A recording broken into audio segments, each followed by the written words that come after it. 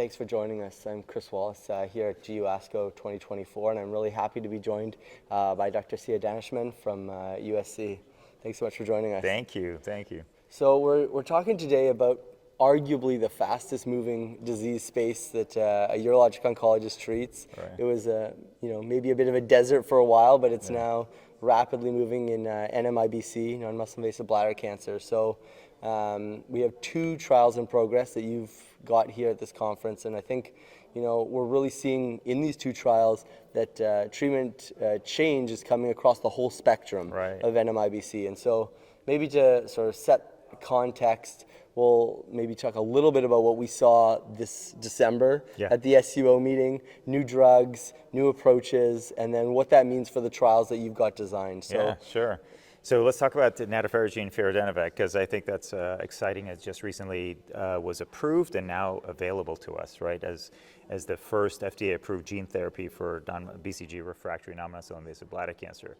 So we first had an early access program in November to select sites, but now as of January 17th, it's widely available to all U.S. sites as an option for patients. So that's great. We now have an additional drug in hand to use for these patients, who don't fit into clinical trials, and there's plenty of those, right? Many of them who don't quite fit the criteria. But in any case, this is FDA approved for again, BCG refractory non-muscle invasive bladder CIS plus or minus papillary disease, and this was based on a great study that led by Steve Bourgian, that led to the approval of the drug, seeing about a 53% complete response rate at any time for CIS.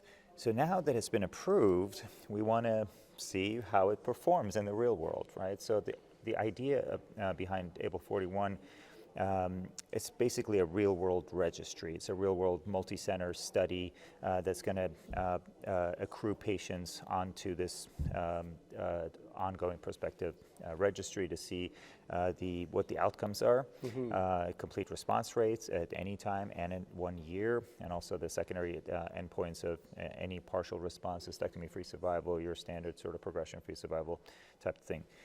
But importantly, it's also going to include PROs, so not just from a patient perspective, but also physicians, like how easy is it to use.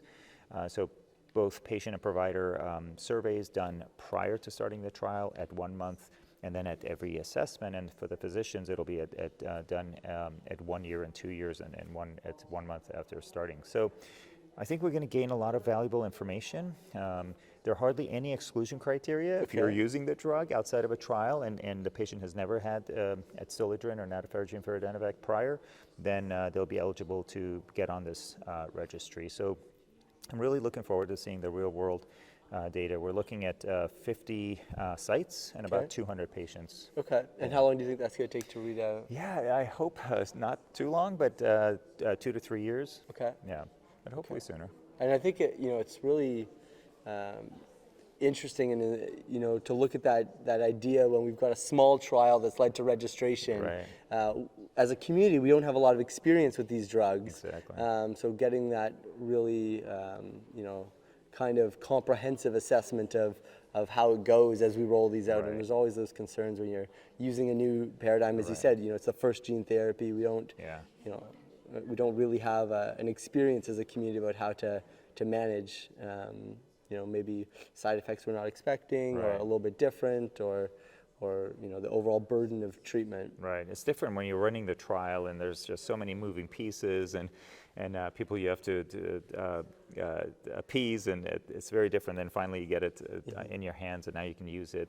And sometimes, again, outside of those strict criteria of a clinical trial where patients can't get in for one or other, and now we can sort of play around with the drug a little bit more and see where it's most useful.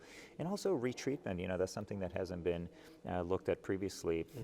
It is an immune sort of therapy drug. It's a gene therapy, inserts itself into the genome and produces the alpha interferon that's leads to cell death, and so makes sense. We do BCG twice, maybe we can use adstiladrin twice. The reinduction course. Reinduction course, yeah. Absolutely. Absolutely. And so that's one of your trials here. Maybe to set the sort of groundwork for what else is going on. At SUO this year, we saw the first data, the bond data, looking at CG. Maybe give me your thoughts on what we saw in the BCG refractory space and what that means for the use of this approach elsewhere in non-muscle invasive bladder cancer. So it's really exciting. This is CG Oncology's drug cretostimogene, grenadenorepvec. Quite a mouthful, but I think I got it down. But anyway, CG-0070. Like you said, this is based on the previous bond studies looking at high-grade BCG unresponsive non-muscle invasive bladder cancer and in the excellent response rates we're seeing with CG plus Pembro. Roger Lee has been presenting this data. So really exciting data with complete response rates in the high 70s, things we've not seen before. Remarkable. Twice what we're used to, exactly. Right? So now the question is, does this drug work in low-grade disease or that intermediate risk patient population? There's no reason why it shouldn't. It's an oncolytic virus, and it binds to the Coxsackie receptors, and it should get into low-grade tumors as well as the high-grade ones. So now you see this approach in many of the novel drugs sort of moving into that intermediate risk space where there's positive data in terms of what works. We sort of have been using a little bit of gemcitabine, a little bit of nothing, a little bit of office management.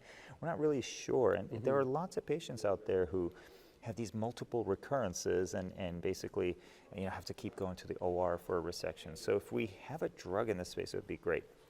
So setting the stage for PIVOT-006. This is the new trial with cretostimogene, grenadenorepvec, that's going to be randomizing patients between the medication, CG-0070, versus observation, because that's kind of the standard right now, Absolutely. right? I mean, you may do some intravesical therapy for some patients, but it's very Wild West. Exactly. We just kind of don't know. So this is a perfectly acceptable because that's what's in the guidelines. So, well, for intermediate risk disease, you could just do nothing. So observation versus the cretostimogene and basically the usual assessments every 3 months. So pretty easy trial design.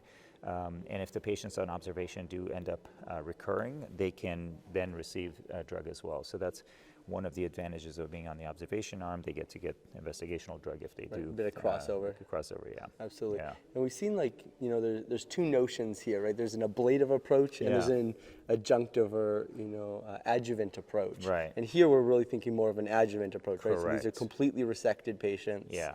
who we're trying to reduce their recurrence rather than treat visible disease. Right. Yeah, like you said, I mean, there are going to be multiple options. You have the patient who's at the 0.5 millimeter recurrence. They're like, okay, well, that one you can manage in the office. That's not a problem. 8 months later, they have something small. But I'm sure you have these patients where suddenly, you look in there's 6 tumors, and you can't really manage that in the office, or the tumors are a little bit larger. And by the way, this does include high-grade TA patients, less than 3 centimeters, because the AUA definition of intermediate risk patients. So, if you're so inclined, that's a whole other discussion, that those patients can also go on this trial. The one could argue about the observation arm being, is that really standard?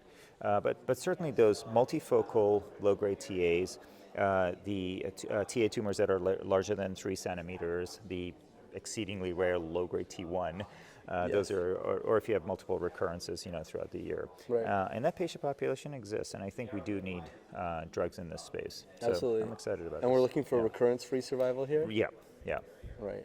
Which is, again, a different thing, right? When we move from our CIS space and we're looking for CRs, and now we're, maybe changing our endpoints a little bit as we move into a more papillary-based disease. Yeah, exactly. And you're going to see this in other trials where we're using it as adjuvant, because now, we focus so much on CIS and the clearance of CIS. We're like, well, we kind of do the same thing in papillary disease, right? We want the disease to go away, so and not come back, because each one of those recurrences is a trip to the operating room for the most part. Right, to stop your anticoagulation and pre-op and post-op and catheters. It's a huge burden, right, on patients and caregivers. Absolutely. There's a reason why bladder cancer is the most expensive cancer to manage, and it's not just the drugs; it's all this other It's care that the patients the other care. need. Yeah. Absolutely. Yeah. Well, thank you so much for taking the time to Pleasure. chat with us. And this is obviously a fast-moving space. Hopefully, these trials in progress will have data for us very soon. Hopefully soon. Hopefully next year we'll have something. Absolutely. Great Awesome. to see you. Thanks a Thank lot. you. Thank you.